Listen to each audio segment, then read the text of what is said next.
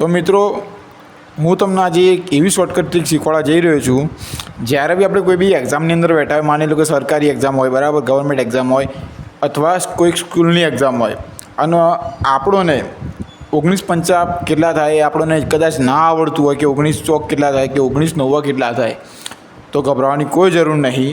આપણા જોડે એક એવી શોર્ટકટ ટ્રીક છે જે હું તમને આજે બતાવીશ. બરાબર, પહેલાં તો 19 એ તો બધાને નોર્મલી આવડતું જ હોય કે 19 જ થાય, બરાબર. પછી આગળની સંખ્યાઓ આપણે કઈ રીતે મેળવવી એ આપણે અત્યારે હવે જોઈશું. તો ક્રમિક સંખ્યાઓ એટલે કે 1, 3, 5, 7, 9 આ બધી જ સંખ્યાઓ એ ક્રમિક સંખ્યાઓ કહેવાય, જેને આપણે એકી સંખ્યા કહીએ છીએ, બરાબર. તો એ લાઇનસર મૂકી દેવાની.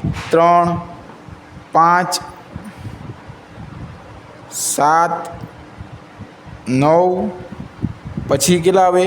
11, પછી 13, પછી 15, પછી 17 અને લાસ્ટમાં 19, બરાબર. આ રીતે આપણે મૂકી દીધી સંખ્યાઓ ક્રમિક રીતે. એના પછી એક વસ્તુ, 9 પછી 8, 7, 6 ઉતરતા ક્રમમાં એ સંખ્યા લાઇનસર આપણે લખી દેવાની. તો જોઈએ, 19 પછી નીચે 9ના પછી 8 આવશે, પછી 7 આવશે, પછી 6 આવશે, પછી 5 આવશે, પછી 4 આવશે, એના પછી 3 આવશે, એના પછી 2 આવશે, એના પછી 1 અને લાસ્ટમાં 0.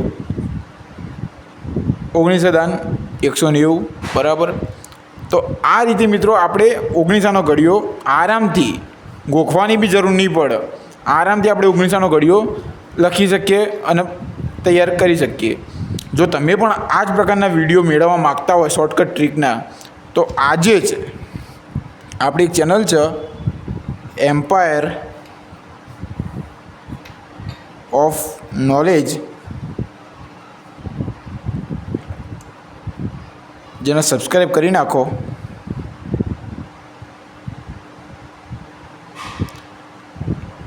તો આવા બધા નવા જે વિડીયો આવશે શોર્ટકટ ટ્રીકના, પછી જનરલ નોલેજના, એ તમને જોવા મળશે.